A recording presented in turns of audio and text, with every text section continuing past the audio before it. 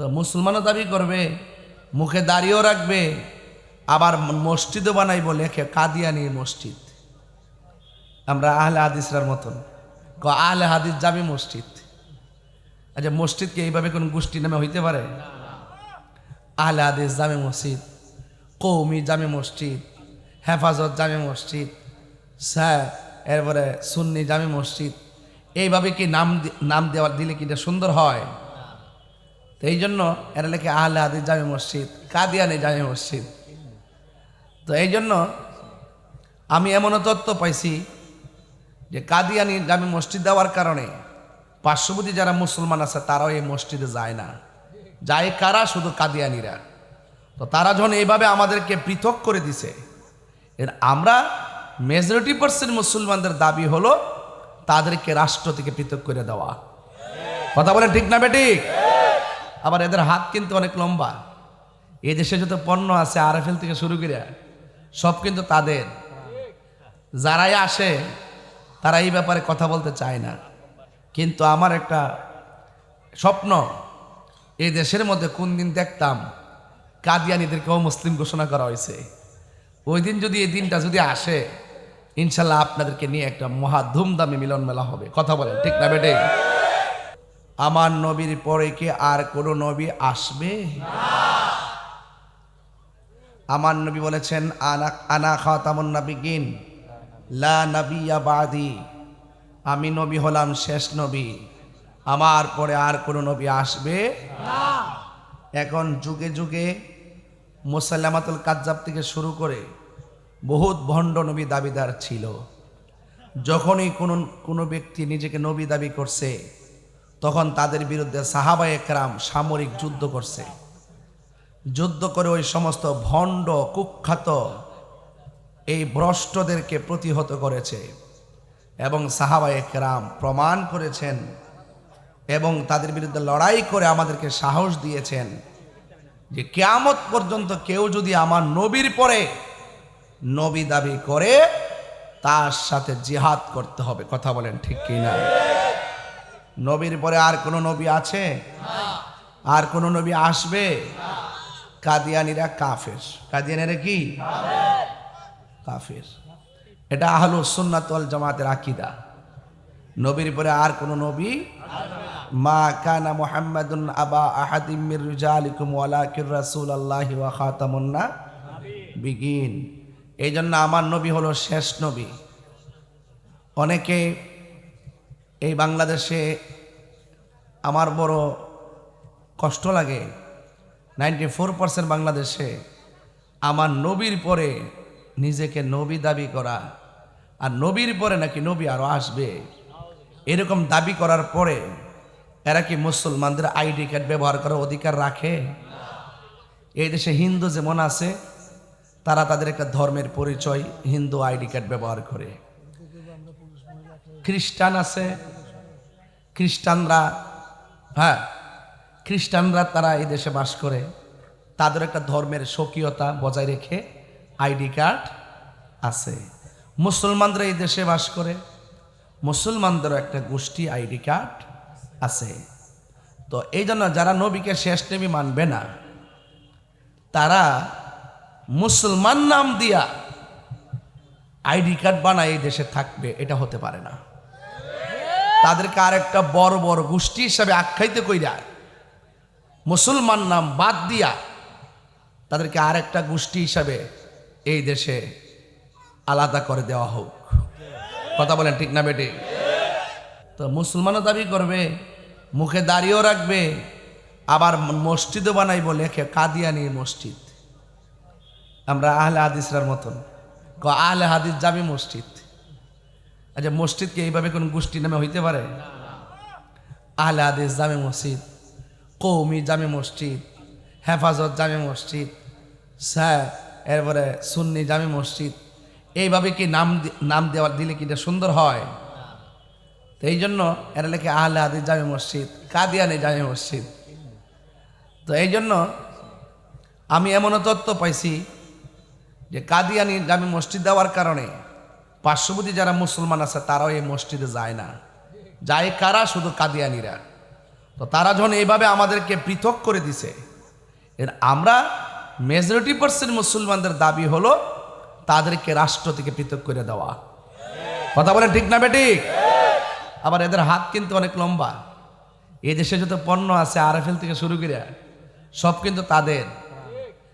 যারাই আসে তারা এই ব্যাপারে কথা বলতে চায় না, কিন্তু আমার একটা স্বপ্ন, এই দেশের মধ্যে কোন দিন দেখতাম কাদিয়ানীদেরকেও মুসলিম ঘোষণা করা হয়েছে। ওই দিন যদি এই দিনটা যদি আসে, ইনশাল্লাহ আপনাদেরকে নিয়ে একটা মহা ধুমধামে মিলন মেলা হবে। কথা বলেন ঠিক না বেটে? কারণ আমার নবীর শানে, নবীর জাত সিফত আজমত, নবীর মর্যাদাকে লুণ্ঠিত করার জন্যে যারা এই দেশে কাজ করে, ওই সমস্ত লুণ্ঠনকারীদের হাত থেকে আমাদের ঈমানকে যারা হেফাজতে রাখার জন্যে অত্যন্ত দৃঢ়তার সাথে দাওয়াত করে আমাদেরকে সঠিক দিশা দিয়েছেন, তারা হলো আউলিয়ায়ে কেরাম। ঠিক কিনা বেঠিক? তো ওলি আল্লাহরা কিয়ামত পর্যন্ত হবে। আল্লামা আব্দুল হামিদ আল কাদরি হুজুর রহমতুল্লাহ আলাইহি, তিনি ঢাকা মগবাজার, কিন্তু এলাকায় ওনার বিচরণ ছিল, ব্রাহ্মণপাড়া ছিল, বাঞ্ছারামপুর ছিল, সারা বাংলাদেশের অনেক জায়গায় ওনার বিচরণ ছিল বলেই আজকে এই এলাকার মানুষগুলা তরিকাপন্থী সুন্নি হয়েছে। কথা বলেন ঠিক কিনা? আল্লাহর ওলিরা যদি জঙ্গলে গেছে, জঙ্গল মঙ্গল হয়ে গেছে, এতে কোনো সন্দেহ আছে? আল্লাহর ওলি। এই জন্য আমি গতকাল একটা মাহফিল করছিলাম জারেরা। কোন জায়গায়? জারেরা হইল মুরাদনগর।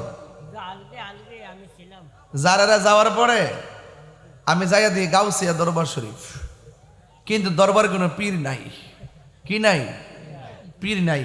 তাহলে আমি যে গেলাম গদ্দিনী সিন কেডায়, হুজুর 43 বছর ধরে মাহফিল চলে কিন্তু কোনো গদ্দিনী সিন নাই। যে গেলাম আবার দরবার আছে, পীর নাই। এটা কোনটা? কইটা হইল এখানে একজন আল্লাহর ওলি আইছিলেন, এই জায়গাতে গান হইতো, এখন এই গানটা বন্ধ কইরা উনি কইয়া গেছে যে এটা বন্ধ করে আগামী বছর থেকে গাউসিয়া দরবার নাম দিয়া, গাউসিয়া নাম দিয়া তোমরা ওয়াজ করবা। এই 43 বছর ধরে ওনার শুধু একটা কথার কারণে গান বন্ধ হয়ে গেছে, গা ওয়াজ চলতেছে। তো গাউসু পাকের নামের উপরে বরকত আছে না নাই? আও কন্যা আছে না না? আমি অনেক খুশি হয়েছি। তো যাই হোক, গাউসুল আজম আব্দুল কাদের জিলানি গিলানি আল হাসান ওয়াল হুসানি, তিনি হলো অলিকুল সম্রাট। ঠিক না? লেখা আছে না অলিকুল সম্রাট। তো হুজুর গাউসুল আজম আব্দুল কাদের জিলানি এই বাংলাদেশে ইসলাম আনছে আল্লাহর অলিগণ। কারা আনছে? আল্লাহর অলিগণ। অলি আল্লাহরা এই দেশের মধ্যে আসছে কোন দিক দিয়া? ওই আরব হইয়া, বাগদাদ হইয়া এইভাবে আইসে ভারত উপমহাদেশে, আইসাই আস্তে আস্তে পার্শ্ববর্তী বাংলাদেশে ওনারা এসে ইসলামটা প্রচার করছে। কথা বলেন ঠিক কিনা? মনোযোগ দিবেন, মনোযোগ দেন। আপনারা বয়স কত আমি জানি না, আমার বয়সের একটা ইতিহাস কইতাছি। আমার বয়সের ইতিহাস হলো, আমি নিজে দেখেছি আমাদের একটা কায়দা ছিল, বাগদাদি কায়দা। পৃষ্ঠাটার উপরটা ছিল লাল, কাওয়ায়েদে বাগদাদি। ওহন বাগদাদি কায়দাটা বাদ গেছে, কায়দা বাইটটা একটা কায়দা বাড়িছে নুরানি। কথা কন ঠিক নিও? লাম্বাটা এখন কিতে হয়েছে? ডিজিটাল হয়েছে। তো কাওয়ায়েদে বাগদাদি, দেশ হলো বাংলাদেশ, নাম বাগদাদি কেন? ওই আরবের কাফেলা বাগদাদ হইয়া এই দেশে আইসা যে আরবি লেখছে, আরবি যে কোরআন শিক্ষা যে দিছে না, এই জন্য এটার নাম দিছে বাগদাদি। এই বাগদাদি কাফেলাদের মাধ্যমে এই দেশে এই কায়দাটা আসছে। তো এই দেশে আইসা মসজিদ বানাইবার আগে আগে খানকা বানাইছে। আল্লাহর ওলিরা এই দেশে আইসা মসজিদ বানাইবার আগে খানকা বানাইছে। কেরে? এমন একটা সমস্যা ছিল দেশে, আল্লাহ আকবার বইলা গরু জবাই করব, এ আল্লাহর ধ্বনি দেওয়ার মতন সাহস ছিল না। কারণ গরু গোবিন্দের খপ্পর ছিল, বিন ধর্মেদের আনাগোনা ছিল ওই দেশে। যদি এই দেশে ওলি আল্লাহ না হইতো তেলে বাজান আপনারা দুটি কাপড়ই পরতেন। তো ওলি আল্লাহর আইসা খানকা বানায়া আস্তে আস্তে আস্তে আস্তে উদউ ইলা সাবিলি রব্বিকা বিল হিকমা ওয়াল মাউইজাতিল হাসানা, কৌশল করে হিকমতের মাধ্যমে মানুষকে দ্বীনের দাওয়াত দিয়া একটা পজিশন হওয়ার পরে তারা মসজিদ বানাইছে। এই জন্য এই দেশে খানকা হইল আমাদের ঐতিহ্য। কথা বলেন ঠিক না বেটে? খানকা যে করি আমরা, খানকা, খানকা অর্থ কি? খানকা কাকে বলে? চার্জ দিয়ে দেখেন, শুধু এআই আপনাকে বলে দিবে। খানকা হইল একটা আধ্যাত্মিক উপাসনালয় জায়গা, আধ্যাত্মিক শিক্ষা দেওয়া, তরিকতের শিক্ষা দেওয়া এবং আধ্যাত্মিক শিক্ষা দেওয়ার একটা সেন্টার নাম হলো খানকা, দায়রা শরীফ, এগুলা। হ্যাঁ, এগুলো আল্লাহর ওলিরা এসে জায়গা জায়গা জায়গা জায়গা আবার এমনভাবে খানকাগুলা করছে 40 কিলোমিটার দূর দূর হিসাব মিলাইয়া, কারণ তারা তো সফরের হুকুম জানতেন। কথা কন ঠিক না বেটে?